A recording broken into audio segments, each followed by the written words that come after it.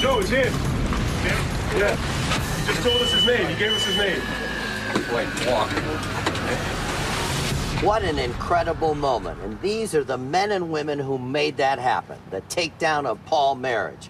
I told you about this coward last week. He's alleged to have murdered 4 innocent people, including a beautiful 6-year-old girl, on Thanksgiving Day right in this house here in Jupiter, Florida. And as the show was airing, these guys were rounding up and circling Paul Marriage in the Florida Keys. Great takedown, Thaddeus, Taylor. Thank you, sir. Guys, tell me about it. Well, it was just a good feeling to know that while he was actually watching the show, we were actually closing in on him. It was kind of a surreal feeling. Kind of ironic, isn't it? Yes, sir. Taylor, tell me, what did he do? Did he try to shoot it out with you? Big, brave guy shoots a 6-year-old girl? No, sir. He ran into the bathroom and hid. Like a coward. Like a coward. Like a coward we thought he was. Yes, sir, he did. So how did you get him? He was not compliant to commands and was tasered and was taken into custody thereafter. Great, great capture. You really ended this family's pain. Thank you. And I'm very proud that it all started with a tip to America's Most Wanted. Hey, we're on standby right now. There are marshals on scene and more en route. The call we'd all been praying for actually came into our hotline before our show even aired. It came from here, this little motel in the middle of the Florida Keys. I saw the promo for America's Most Wanted that night, and I saw the face on the screen. I said, that looks familiar to me. So then I went back and looked again, and I said, that's him. I said, that's him. I had no doubt in my mind. What Paul saw on TV last Saturday turned his stomach. As we told you, on Thanksgiving, Paul Marriage showed up uninvited for dinner at the home of his cousins, Jim and Muriel Sitton. The whole family was there. After dinner, cops say Marriage started shooting, killing his twin sisters, Carla and Lisa, who was pregnant, his elderly aunt, Ramon Joseph, and his 6-year-old cousin, Michaela.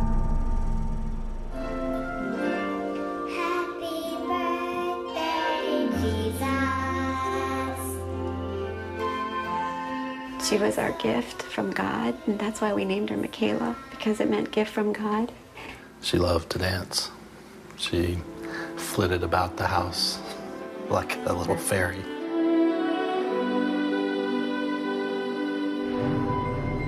Police say as little Michaela slept in her bed, Marriage shot her multiple times. In the horrors of horrors would think that... I saw Jim and Muriel's pain firsthand when I met them 2 weeks ago. I mean, what kind of monster goes into a 6-year-old's room and executes point blank an innocent little girl like that? He's just a monster. Yeah. I knew just how he felt. I've walked in their shoes. Our prayers are with you. I'm hoping that we can end your pain, or somebody can end your pain. And what color car did he have? And our tipsters really came through.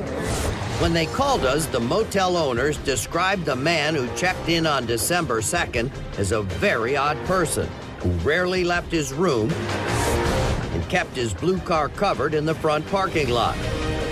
It was the same car we'd been telling you about, a blue Toyota Camry. Well, he was freaking out. I mean, obviously, you got a guy that killed 4 people in your motel. You know, it's concerned. The quick-thinking motel owners quickly and quietly evacuated their other guests. She said, there's a killer in room 14. We need you to get everybody out as soon as possible, and don't say anything to them until they're in the car.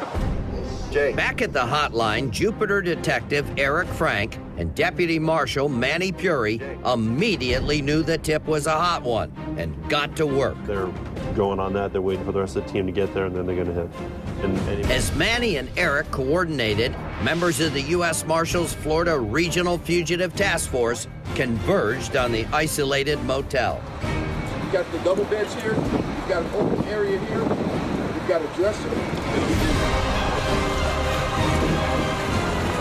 The guy's armed, he's dangerous, he's got a lot of ammunition, so we're not taking any chances.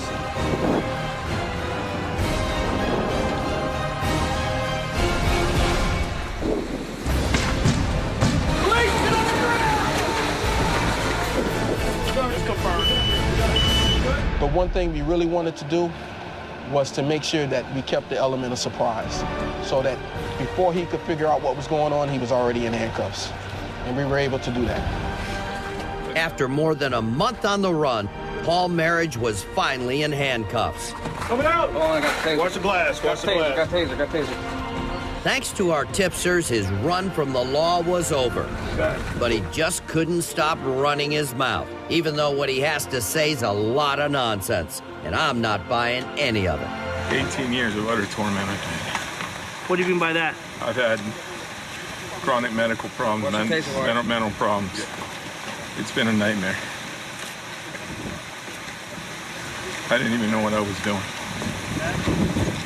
Why have you been hiding out then? I didn't even know what to do. I went several times to turn myself in, and I was waiting for my parents to maybe make a statement and tell me to try. I didn't know what to do. And then today, right now, I was watching on TV my cousin, and then I didn't know. I've been wanting to, I didn't know what to do. I just can't believe I've done all this. I just can't believe it. Let's go. And this was her Thanksgiving dress. This is the dress she wore on Thanksgiving Day. At the sitting home in Jupiter, it all still seems hard to believe, too. Michaela's room sits eerily empty. For 5 long, frightening weeks, Jupiter police kept watch at the home for fear that Marriage would return. Why'd you do it, Tom? But that's now over. No shots fired, no injuries, a textbook takedown. Detective Frank couldn't wait to call Jim and Muriel Sitton from our hotline. We just arrested Paul.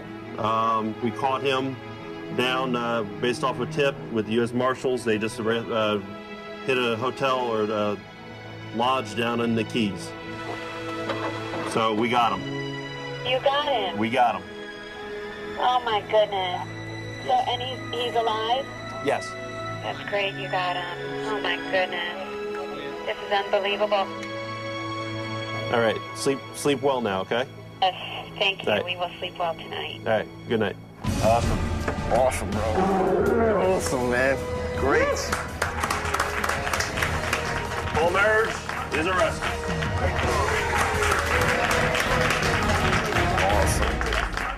Come on, Jim. I couldn't wait to see Jim and Muriel Sitton again. I'd been so moved by their grace and dignity, and I'm so happy that AMW was able to help get them the justice they deserve. I am so glad to sit in your house, having met you and know what pain you are going through, to say that your courage and the viewers of this show brought this coward to justice.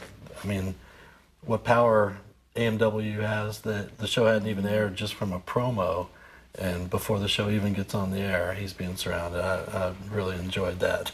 This is great. This is great. But it is now about the justice. And we talked about this, because I've sat in these trials before, and they go on for years. That's going to be a tough part of this process. Now it is about the justice. Anybody who would have seen him that night on Thanksgiving would have seen a stark contrast from the pictures that are now being portrayed in the media of a frightened, helpless man. I mean, he came here very confident, very quiet, and shot everybody in cold blood. And then he walked methodically down that hall at the very end to finish what he had started, and curved around into my daughter's room, opened her door, and shot her 3 times. And then left, and I was able to see him when I was in the house where we were calling 911. I saw a figure walking from that door like this, not running, but just very methodically. It's a haunting image that stays in my mind. So that's the man that was here that night.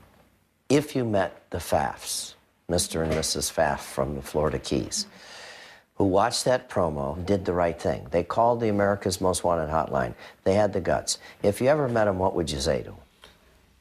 I'd give them big hugs and tell them we appreciate what they did. I'd love to shake his hand, and her hand also. They amazed me. I mean, I'm so thankful for what they did, yeah. I think they went and knocked on the door to make sure he was still in there. And I think as parents, they must have realized what was at stake here. reaffirms your belief in humanity, doesn't it? When all this goes away, when all the media goes away and the reality sets in, what are you going to do? Cry, pray. I don't know, you've been down the road. You tell us what we're going to do. I have. You know, just this morning we were thinking, you know, we're never going to recover from this. Muriel's whole life was raising Michaela, homeschooling.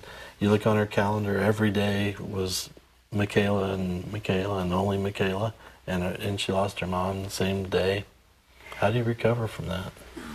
Yeah, the silence is deafening in this house. Where once, you know, Michaela would just fill this house with songs and her laughter and her flittering about, but now the silence is deafening.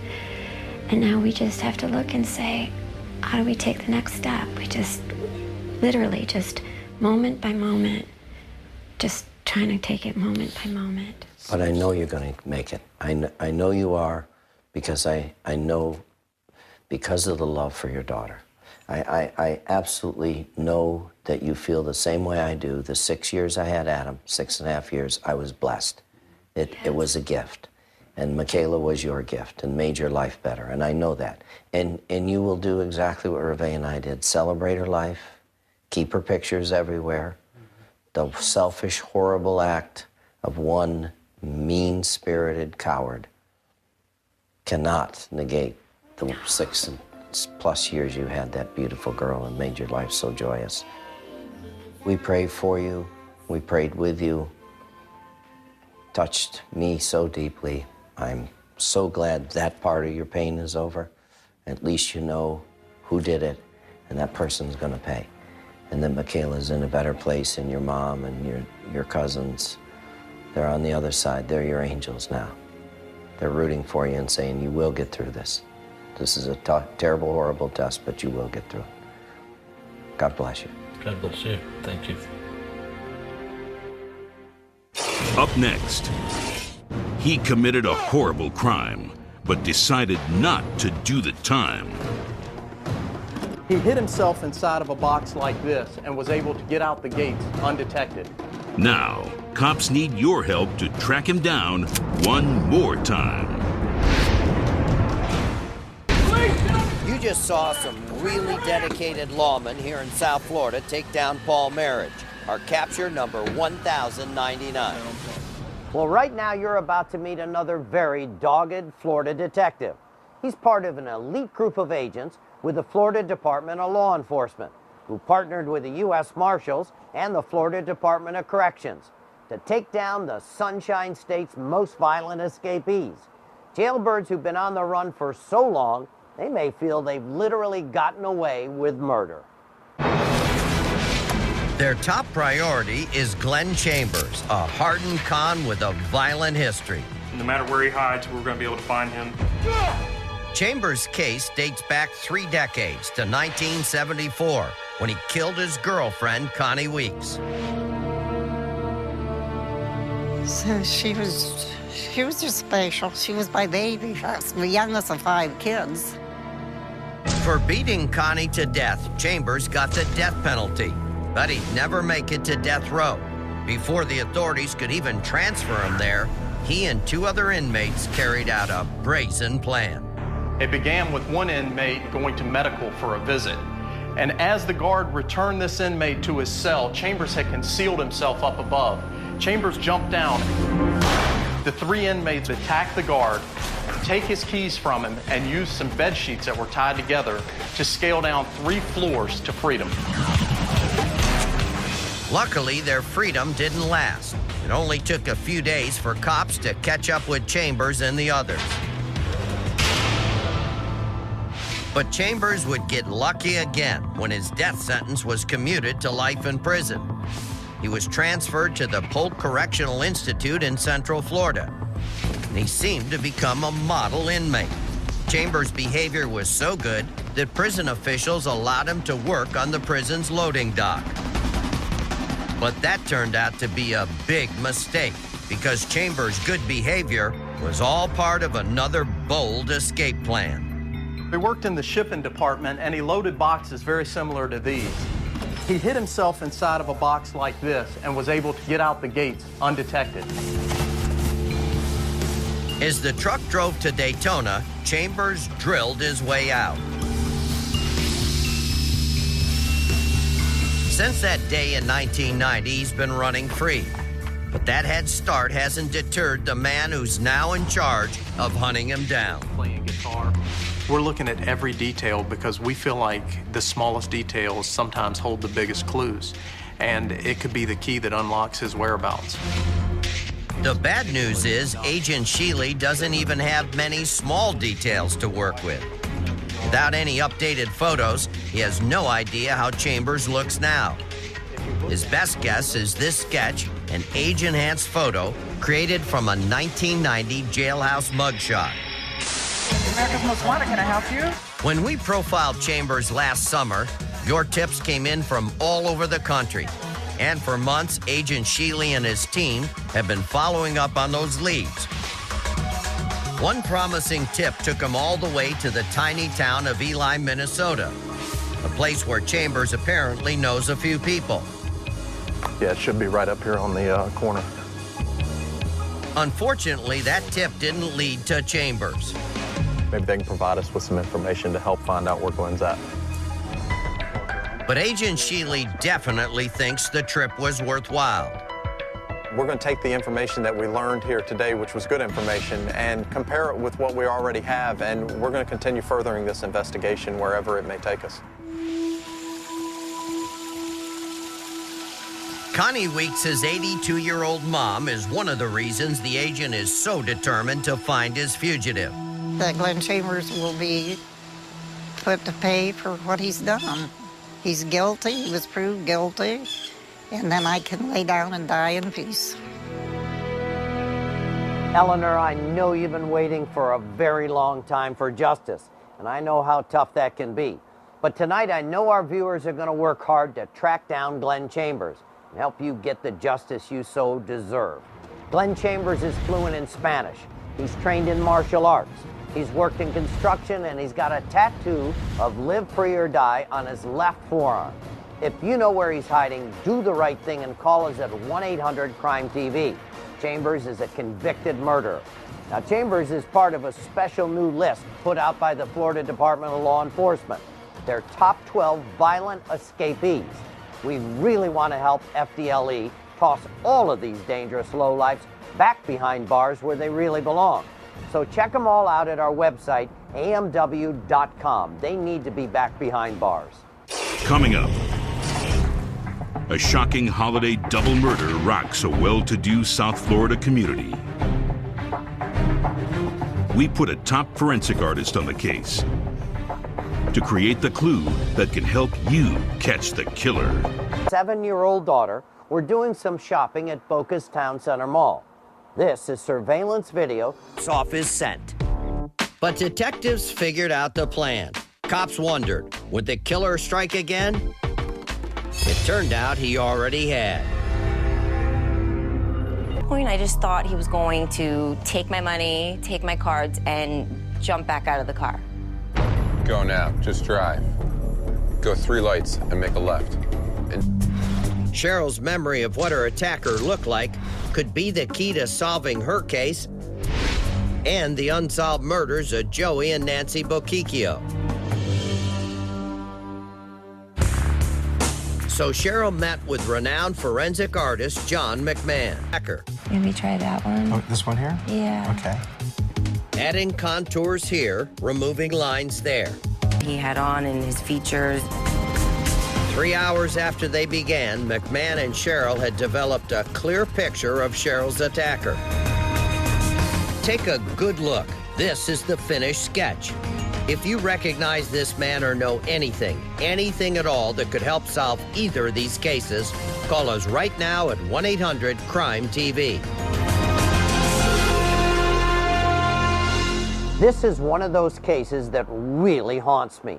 The terror this guy put his victims through before he murdered them is just unbelievable. He's totally cold.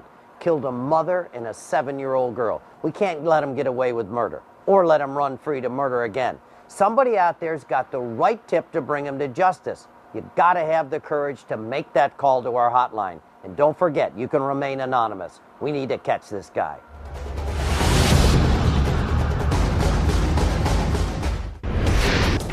Now, here's the next case cops really need. Andy was a clean freak. Brown mopped and vacuumed constantly and made people take off their shoes. But no one minded Brown's eccentricities as long as he picked up the tab. Quickly hit the news and was the hot topic of conversation at the Extended Stay America Motel. Yeah, I heard the killer rode away on a mountain bike with the money. Can you right up there? I spoke to you earlier. My name's Jason Brown. Can I get a room key scan, please? Absolutely. Let me just finish up these folks and I'll be right with you. He stood off to the side, very nervous, did not engage in our conversation, which was kind of strange because normally, you know, a guest would jump in and interact and have some kind of conversation. You guys have a good night. Thank you. The clerk thought Jason Brown was acting strangely and began to suspect he might be hiding something. A surveillance camera caught the moment as Brown stood at the front desk. You're all set. Have a good night.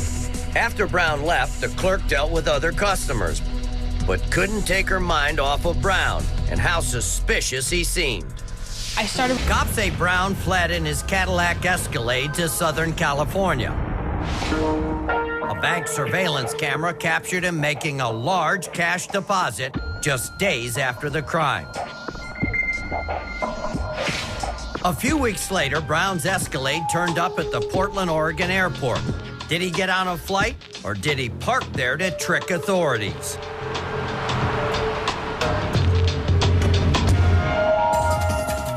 Authorities say Brown may have fled up to Canada or down to Mexico.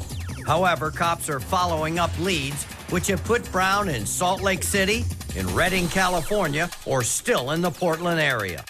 You know what? I'm gonna get around for everybody in the bar. So let's go over the clues. Friends say Brown is a real party animal. He loves to hang out in nightclubs and casinos, flashing his cash, buying drinks for everyone. And when Brown's drinking, it'll be a Captain Morgan's rum and Coke. Straighten your placemat.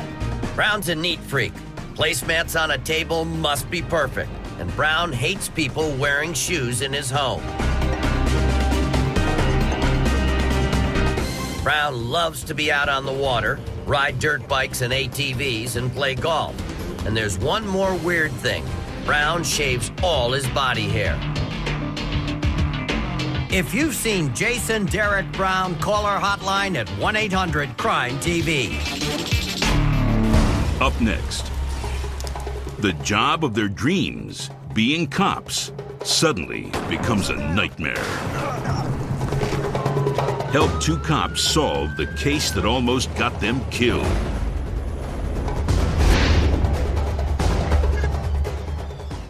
Do you believe in destiny? That the right person is somehow meant to be at the right place at the right time to do the right thing? Well, if you don't believe in destiny, this next story just might change your mind.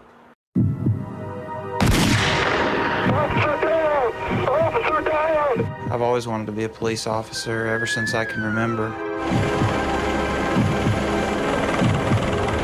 But I weighed 375 pounds. I wore a size 58 pants. I was really big, and I never would have made it through the police academy at that weight. So instead, Doug Stanek found work as a paramedic.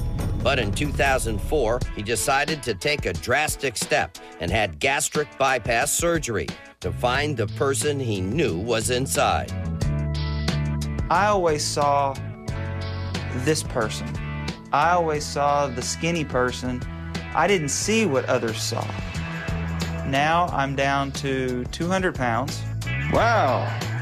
So I've shed 185 pounds, and I'm down to a size 36 pants. Good. Doug was finally able to achieve what he thought impossible. He joined the Olive Branch, Mississippi Police Department. His first training officer was Mark Ayers, who had also fulfilled a dream of being a police officer and had been in the force almost half of his life. You always got to be prepared for the unexpected. They would only work together for 2 weeks before both of their lives would be forever changed. and noticed a vehicle sitting off the side of the road on Old Goodman. It was 4:30 in the morning. You know what you need to do. All right. The dispatcher comes back with the tag information. He says that it's registered to a church. Wearing his protective vest, Doug got out of the vehicle. Mark didn't have a vest on and observed from inside the car. How you doing? Everything all right? Yeah, I'm lost. You lost? Well, maybe I can help you out. You got your driver's license with you? Yeah, I got my driver's license. It was so fast. All I know is I heard, a loud bang and felt the pop in my chest.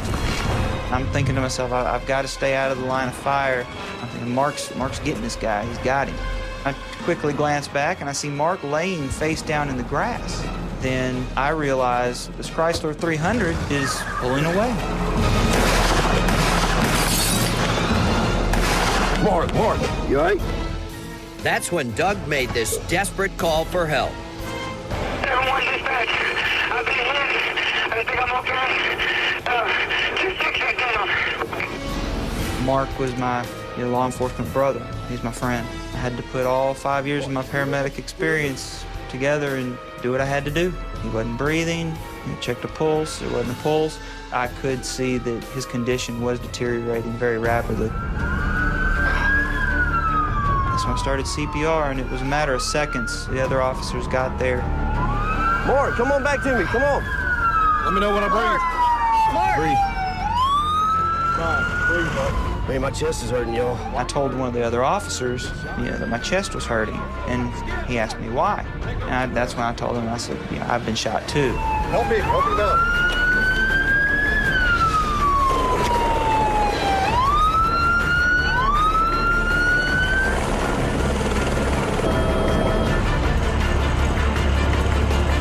Mark was airlifted to a Memphis hospital. Doug was rushed by ambulance. 3 hours later, the SWAT team found the gunman's car. You in the vehicle? Let me see some hands. 13 dispatch vehicle is clear. Dispatch, thanks, subject fled on foot. The car had been stolen just before the shooting, and nothing in it provided any clues to the shooter's identity. There's no doubt in my mind that that guy got out of the car to finish me off. Mark happened to be standing there. The guy saw him as a bigger threat and shot at him instead of me again. I believe that Mark did save my life that night. Doug responded like he'd been doing it all his life. He kept his head and he kept his composure and did an outstanding job. I think that's probably the only reason why I'm here. But there was one thing Doug couldn't save that night. I remember waking up and I couldn't move my feet. I didn't have any feeling pretty much from my chest down. When I first heard that, it was just like, oh great, there's just my luck, paralyzed. The scariest thing in the whole ordeal was just basically the unknown. Before, Mark had to survive on the street. Now he had to learn to survive even in his comfort zone. You don't know what to expect. You don't know what the future holds. But despite his injuries, Mark has made his own future. He's taken his love of detective work and started Olive Branch's first criminal intelligence division. Hopefully I'll see myself in favors. I'll still be working. I'm still trying to keep working as long as I possibly and physically can. And just, continue on. Doug Stanek came away from his brush with death even more determined than ever to serve his community. He now works as a school resource officer. Being here with them every day at the school, gives them the opportunity to see me not only as a police officer, but as a person. I hope to be able to show them that they can overcome any obstacles that they might be going through. But both of these cops need your help to overcome one huge obstacle: finding the man who tried to kill them. It's important to me that this person be caught, because if he does this to police officers, he'll do this to anybody. That is absolutely right. This guy's dangerous, and we gotta grab him before he hurts anybody else. Now, we got a new clue that can help. Here's a new sketch of the suspect. A guy who we know is extremely dangerous, and cops believe that he could belong to a gang. He's probably in his mid to late 30s by now, stands around 6 feet tall. Now, you can't help but give your full respect to Officer Stanek and Detective Ayers. They're everything we want our law enforcement officers to be. So let's get them the justice they deserve. If you think you recognize the person in this sketch, or you know anything about this shooting, please have the courage to do the right thing. Call our hotline tonight, and I say it all the time. I absolutely guarantee you that you can remain anonymous. It's time to close this case for good.